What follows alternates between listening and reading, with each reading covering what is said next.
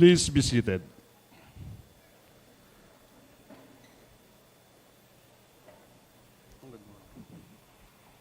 Good morning, everyone. Welcome to the situation briefing on the effects of the earthquake in ABRA. To officially welcome us, may we call on the ABRA Governor, Dominic B. Valera.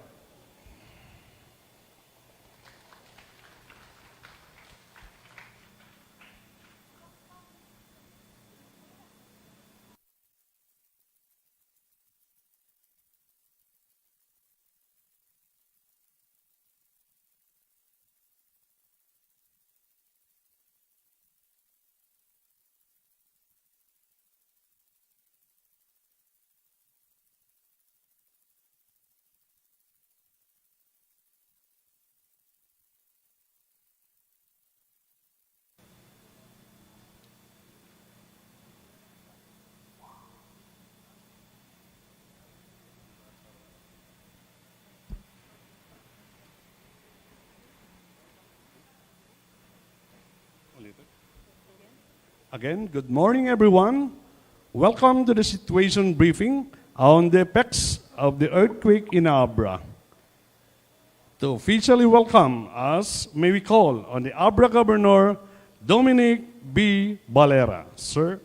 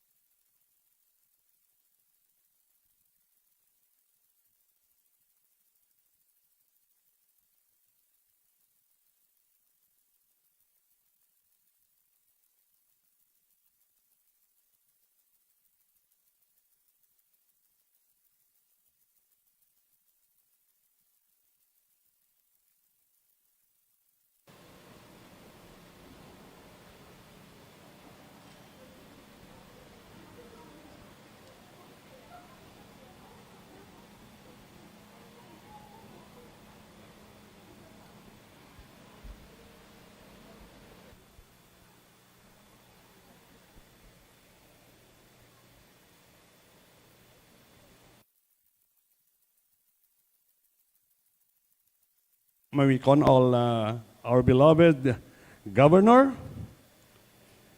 for his welcome remark, Honorable Dominic B. Valera.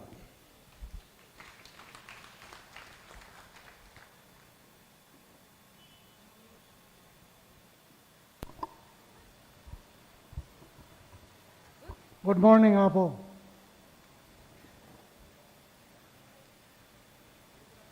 His Excellency and the Bride of the Lucano, President Bongbong Marcos, sir. Members of the Cabinet, esteemed generals of the military forces and uniformed personnel, regional, provincial, directors, and various national agencies. Speaker Romualdez, sir. The ILG Secretary, Abalos, sir. Apo Chavez Singson.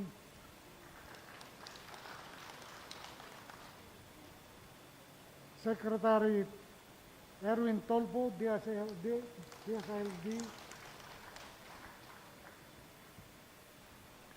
Congresswoman Ching Bernos. Vice Governor Joy Valera Bernos.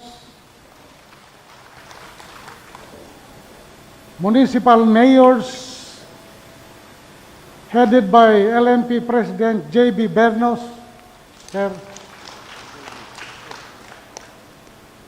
Patpakek nga kaprobinsiyaan na imbagnal daw tayo amin.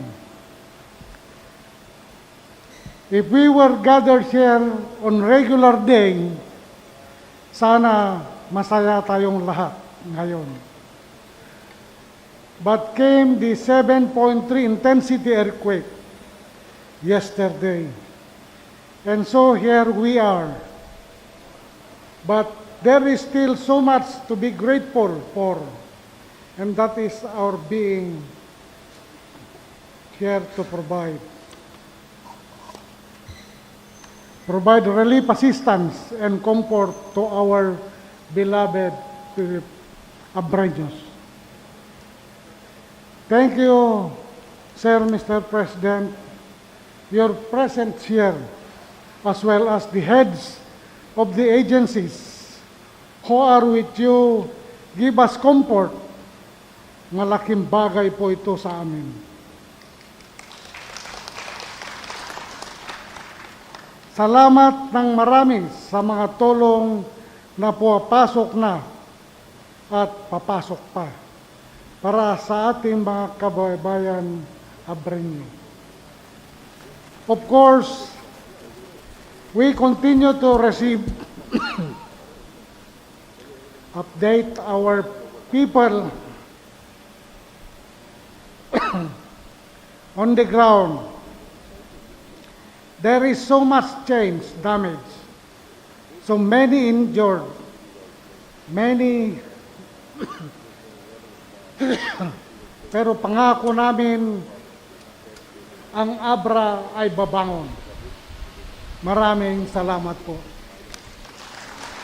Thank you, sir, for the warm welcome. Next, to give an update on the effects of the earthquake is ASEC Bernardo Rafaelito R. Alejandro IV of NDRRMC. Good morning, Mr. President. Good morning. To the members of the Cabinet and to the Speaker, Speaker Romualdez, Senator Amy Marcos, to the Governor, and to the other local officials and members of the RDRMC, allow me to present the updates on the magnitude 7 earthquake in northern Luzon.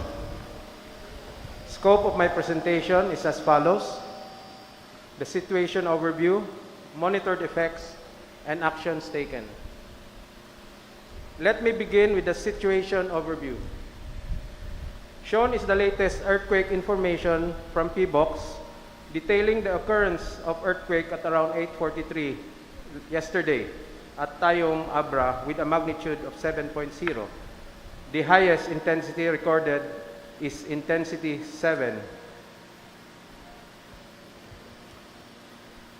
Also, based on records from PBOX, as of 2 a.m. this morning, there were already 798 aftershocks recorded in ABRA.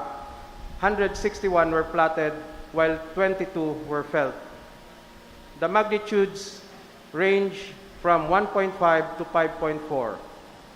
Change in the number of aftershocks recorded was due to the validation made by PBOX. In terms of effects, for the affected population, a total of 4,969 families or 20,091 persons are affected in 110 barangays in Regions 1 and CAR. In terms of casualties, there are 5 dead and 131 injured. In terms of damage to infrastructure, there are damage reported in Ilocos Sur, Also, 61 schools were reported as damaged, as well as 3 bridges. As of reporting time, the cost of damage to infrastructure is 33.8 billion in Ilocos region alone. To date, the concerned agencies and regional offices are still gathering reports on the damage to agriculture and other assets. For houses, a total of 349 houses were damaged in CAR and Region 1. For roads and bridges, there are 22 roads closed to traffic in Cordillera region and 1 road in Cagayan Valley region.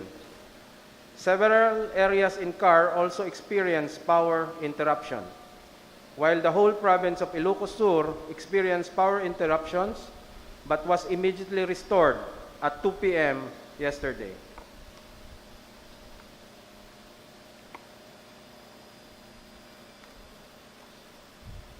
In the Cordillera, most of the earthquake effects were reported in ABRA and Benguet, as shown. Also shown are the effects in Kalinga, Ifugao, and Mountain Province. Here are some photos capturing the extent of damage in the region. Now, for the actions taken, the NDRIMC conducted its emergency meeting with the affected regions via BTC since yesterday. The virtual EOC was activated and red alert was raised at the NDRIM OC. The NDRIMC directive was signed by the chairperson, was issued for Luzon regions on the reiteration of response actions. PBOX also conducted continuous assessment and organized its quick response teams. A total of 2 emergency alerts and warning messages were issued. This is in relation to the no tsunami alert. Specifically, the NDRIMC has directed its response cluster to monitor the situation, provide assistance as needed, and account all actions taken. Shown are the summary of actions taken by the response cluster. For search, rescue, and retrieval cluster, this is led by the Armed Forces of the Philippines. As shown, we have standby assets, assets that were deployed and also on standby for use. For camp coordination and camp management, protection and food and non-food items cluster, which is led by the DSWD, they have a standby relief amounting to 1.3 billion ready for augmentation. For emergency telecoms cluster, led by DICT, as shown, they are doing ongoing restoration together with the commercial telcos. For the shelter cluster, this is led by the DSUD. They have prepared shelter assistance with the help of partner agencies. For the health cluster, this is led by DOH. They have provided medicines and other medical supplies to the affected LGUs. For the education clusters, this is led by the DepEd. They reported around 61 damaged schools and 116 damaged classrooms, and the assessment is still ongoing. For the logistics cluster, this is led by the OCD, with piles ready for augmentation when needed. For the law and order cluster, this is led by the PNP. They have deployed security forces around the different evacuation centers and have around 1,290 personnel on standby. For the management of the dead and missing, this is led by the DILG. They are doing the verification of the casualties of this event. Then we have the Philippine International Humanitarian Assistance Cluster, which is led by the DFA. They are monitoring offers of assistance. So far, we have received offer of assistance from Japan, specifically for search, rescue, and retrieval and other emergency supplies. The AFP also conducted its immediate aerial reconnaissance for rapid damage assessment over ABRA, Bigan, and other shoreline of La Union area. Based on the assessment, there were minor damage spotted at Vigan Cathedral and Bell Tower, as well as road damage due to landslide. No other significant observations or assessments were made. Here is the detailed report from the AFP for aircraft S-70, as shown. They flew over ABRA yesterday. Also, here is the detailed report from the AFP for aircraft S-76A, which flew over Vigan and La Union also yesterday.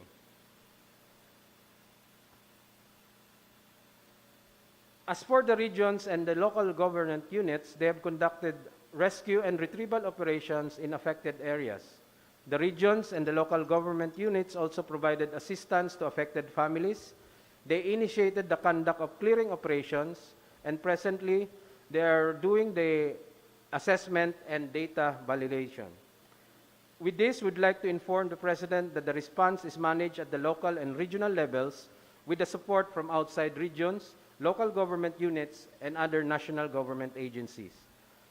The NDRIMC is continuously monitoring and on standby for specific needs that may arise. That ends my briefing, Mr. President. Thank you, ASEC Alejandro. Thank you. At this point, may we hear the President's guidance. Well, let's start. Good morning, everyone. I just like to start by clarifying some of the parts of the report. Number one, power has been restored everywhere. Wala nang area na nawalan ng power na hindi pa bumalik ang power o meron pa rin. Yung mga isolated na bayan ata dito sa ABRA. Yes, sir. The 7 towns in the mountains, ano? Yes, sir. Not all towns have power already, sir. Hindi pa po lahat. But When do we anticipate na bumalik na? Yan. Tama-tama ang ating mga...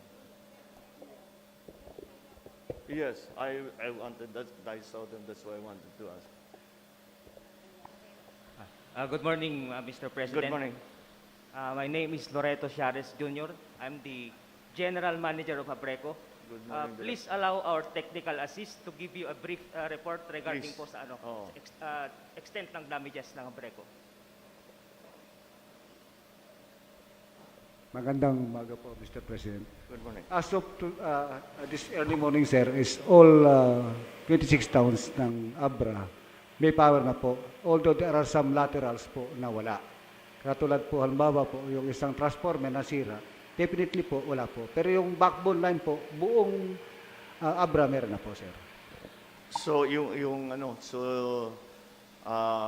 have yung capability ninyo, yung capacity, okay na for the province of ABRA. Talagang inaantay lang niya, that's the power. Okay, of course.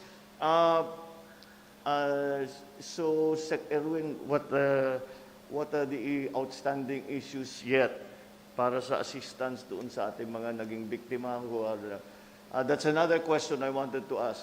Usually in the disaster reports, there is one area where you give the number of totally destroyed houses and partially destroyed.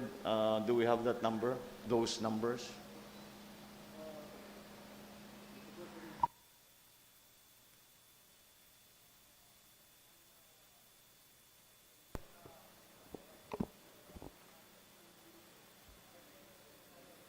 Yes, please. Para alam natin what we're dealing with.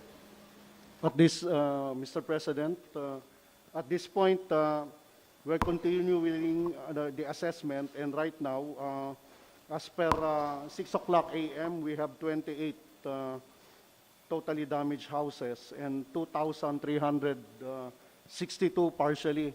Pero tataas pa to, sir, as the report sa kasi i-reach out pa natin yung mga outlying barrios, Mr. President.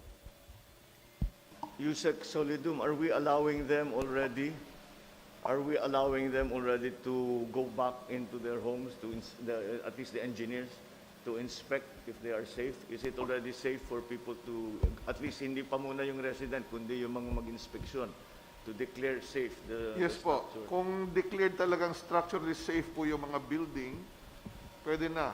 But people should be ready how to respond properly during aftershocks.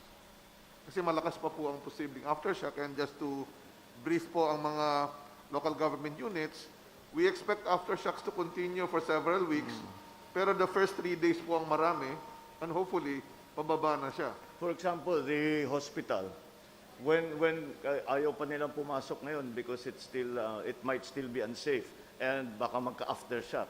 When is it safe for our people to go in to make the inspection and then start the repairs? Yung inspection po can be done right away. Can be done right. Yes po. Oh, sige.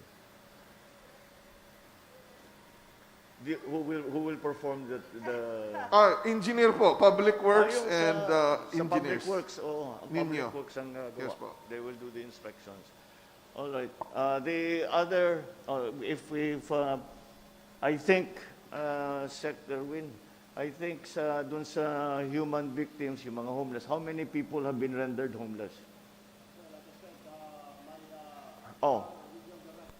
Yes, Director. Oo. Ano Yes, sir. yung, Mr. President. yung statistic for homeless?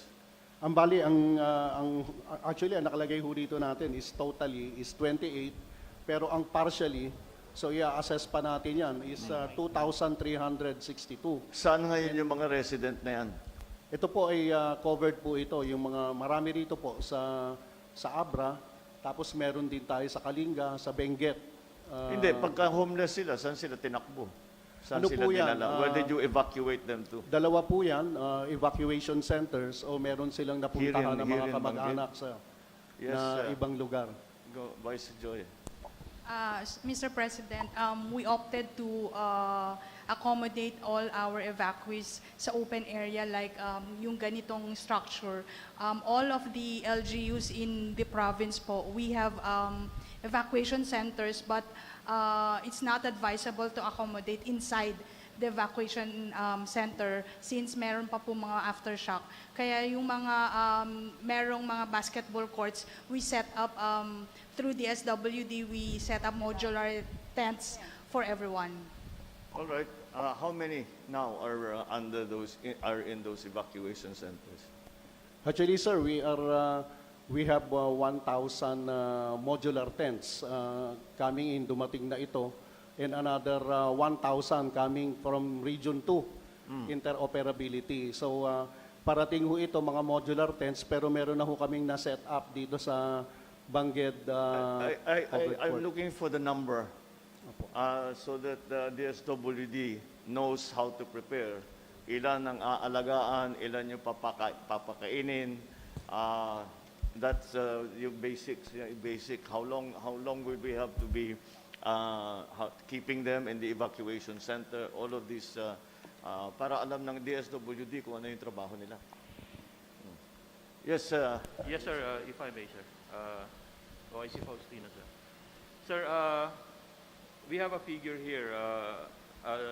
We have the reports coming in from the affected regions. We have a total of 969 families, or 20,000 persons, more or less, that are affected in 110 barangays in Region 1 and the Cordillera Administrative Region.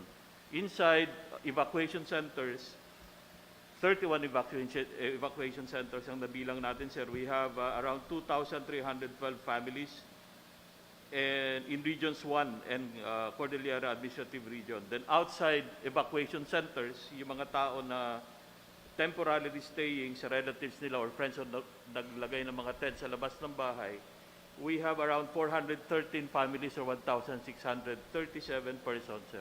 The whole sir, regions, CAR and Region 1, sir. So these are the numbers, sir. all right. Thank you, sir. Sir, let me add to that. Yung affected families po, basing as of 6 a.m. kanina, sir, is around 4,969 dito po. Persons, to translate that in individuals, like 20,091. Nasa evacuation centers po natin ng families is 2,312. And persons, yung bawat tao, sir, is 8,314. Outside evacuation center, sir, yung wala po sa mga evac centers sila, pero dyan po sa tabi ng bahay lang, sa labas po, yung iba opted to return home. 413 families po. Persons po is 1,657, Mr. President. Damaged houses po, partial is 9. Totally damaged po as 349 so far. But it might still go up, sir, according to the LGU. All right, mabuti na lang you don't see any of this from the air. All right, so that is going to be at the very least kasi dati as you say, tataas pa yung number niyan eh. Yes, Habang sir. makatanggap na tayo ng report lalo na yung mga malalayo. So I think we are prepared for that kind of number. We are, sir. Basing on your instruction po kasi during the SONA, sir, morning pa lamang, we have already deployed all these food packs, yung prepositioning. Hindi lang po food packs, pati po non-food items have been prepositioned already, sir, sa mga provinces. Kagaya po dito sa ABRA, sir, nag-preposition na po kami nung morning pa lang po ng SONA ninyo, pinadala na ho lahat dito. Ang anticipation namin, sir, was flood and landslide, hindi po earthquake. Pero we have already distributed, sir. Yeah, that's what we were worried about in the very beginning na umulan. That will make the situation work. So we do what we usually do, work together with the local government so that we can make sure na walang nangangailangan na hindi natin nabigyan ng tulong. That's just the LGUs are always the ones, the municipal mayors, the governors, the vice governor, ay kayong nakakaalam kung what the situation is on the ground. So our communications is back, yung kuryente is back. Wala namang nasira na water supply. Yes, and I mean. Yes, with all due respect, Region 1 is not completely back in terms of power, and even in Batak there was no power this morning in certain barangays such as Kiling Sur and those beside and surrounding MMSU. The same goes for certain coastal towns. They're still in the dark. As I understand it, even in Ilocos Sur, meron pa rin yata. La Union, meron pa yata. Yes, that's may mga correct. lugar pang wala eh. We're having some problems in Cagayan as well due to all sorts of electrical issues at may mga transformer na bulok na pumutok na rin. Well, that unfortunately, yung pag-inspeksyon ng linya will take time. But I think we will just have to do as much as we can, as quickly as possible. Of course, that's going to be for the key for our relief efforts, lahat ng gagawin natin. We have to be able to communicate and we have to be able to operate. So that's why inuna ko yung dalawang yun, to find out what our capabilities are. All right, so the next, since we've paid attention already to the human aspect of it. Well, there's one more question I had in terms of service. Wala namang nagka-problema na putulan ng water supply? Meron din. Oh, that's something that we have to. We're here in Banggit. Oh, anong nangyari? Dahil siguro sa movement ng soil or whatever, kaya yung mga lines ng water system po nagkakaproblema. Well, that again is actually even more of a priority than communications and power. That's something that has to be restored immediately. So we have a representative from Public Works here or from the Water Authority. Sir, from the Office of Civil Defense. I'm Regarding sorry, could water, you- sir, water supply, if I may, sir. The whole province of ABRA needs 300,000 bottles of water, drinking water, yes. So initially, I coordinated with the Office of Civil Defense Central Office. So may parating na po na initial na 500 boxes of distilled water. So, ang kailangan talaga, sir, is 6,250 boxes, 48 for a total of 300,000 bottles. Initial po. So we are doing an initial, naglo-loading na po sa central office ng Office of Civil Defense. It will be coming anytime this day. But Yes, sir. are the systems that were damaged, are they undergoing repair? Because we cannot be providing bottles of water for too long. Sir, good morning. I'm Director Kadafi Tanggol from DPWH CAR. Sir, Oh, there you are. Okay. with regards to the water system, sir, the maintenance and the operation were delegated to the local waterworks now. So they have the responsibility for the maintenance, sir. Cannot provide assistance to the local government para maging mas mabilis? Sir, the first instruction of Secretary Bunuan for us is to make all our national roads and bridges passable. Correct, yes. So we started dun we have 22 road closures, and then for CAR, we still have 3 na road closure. So after which, we will assist also the local government units in clearing their local roads. Yun ang instruction ni Secretary Bunuan, which we are doing now. And nagpalabas din sir ng assessment team si Secretary Bunuan, both from the central office and from the regional office, to assess the situation of our infra and other buildings. Kasama na yung sa school buildings, hospitals, and other government facilities. So this assessment, sir, is ongoing na since yesterday, and we will submit the report tomorrow, Friday. Yun ang binigay sa amin na deadline, sir. All right, but we have to put together a plan to restore the actual water systems Yes. as quickly as possible. Yes, Senator. Yes, Mr. President, if I may. I'm sending up a solar purifier, and we've found in Ilocos Norte that those are very helpful. You don't have the disposal of plastic and all the other issues that surround distilled water. So perhaps the national government can begin to procure solar purifiers for these disasters. In the meantime, I'm sending one to ABRA. Very well. Mr. President, sir. One of the things that we have found useful in all of the disaster, pagka water supply ang nagiging problema, are the water purifying systems that are very simple. You've seen them before, yung nasa balde, and then they have a filter. We should procure more of those because immediately water is always going to be a problem. Para hindi, things like cholera, diphtheria will come into play. So tignan natin na mabuti yan. In fact, I know already of a source where we can immediately get them. There is it is actually an aid agency, and yun lang ang trabaho nila. Nagpo-provide sila nung ginamit natin sa Mr. President. Yes, I think that's the NGO called Spring that was very present in Yolanda in Tacloban. That yung maliliit, maganda niyan is it's sufficient for one to supply 100 people per day. So if the barangay has 4, 5, 6 of them, at least may tubig na. We also have an indigenous technology using the burnay to filter by layer the impure water into potable. Well, we have to try everything. Basta pakuluan lang ng konti just to be sure that everything is safe. Yes, Sec. Mr. President, yung sinabi ni Senator Amy, tama po yun. In fact, MMDA is now here with 10 water purifiers. We've issued, ginamit po namin ito nung huling Odette sa Bohol at sa Samar. So naka-standby na po sila. Siguro solar powered din po sila. Lalagay lang ito sa isang poso o kung saan at it could really pwede mag-supply sa isang barangay. Andyan na po, the 10 teams. Ang isang barangay, how big, how many? Ito po ay 10 makina po ang dala po nila. Sa truck? Ano po ito? Portable po ito, sir. Very portable. Yes, sir. Okay. Na-test na po na, gamit na po namin ito, and magdadala. They're now here at the Capitol, the MMDA search. Kailangan natin lahat yan.